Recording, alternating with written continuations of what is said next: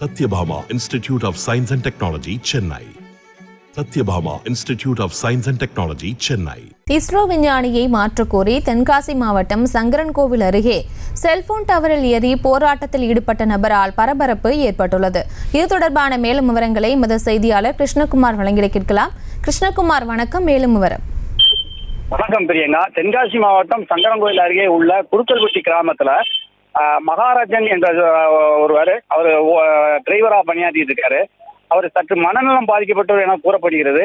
நிலையில் இன்று காலையில திடீரென BSNL செல்போன் டவரில் ஏறி இஸ்ரோ விஞ்ஞானியை மாற்ற வேண்டும் என்ற கோரிக்கையை வலியுறுத்தி செல்போன் டவர் மேல ஏறிட்டாரு. தொடர்ந்து அவர் போராட்டம் பண்ணிட்டு கிட்டத்தட்ட ஒரு முக்கால் மணி நேரம் போராட்டத்தில் ஈடுபட்ட அவரை திடீரென அவர் போராட்டத்தில் ஈடுபட்டார்.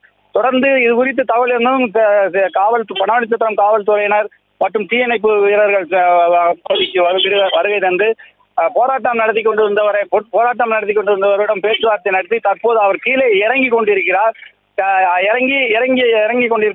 இதனால் அங்க ஒரு குருக்கல்பட்டி கிராமத்தில் ஒரு பதட்டமான ஒரு சூழ்நிலையும் ஒரு பரபரப்பான ஒரு நிலையும் காணப்படுகிறது. பிரியங்கா, விவரங்களுக்கு நன்றி கிருஷ்ணகுமார்.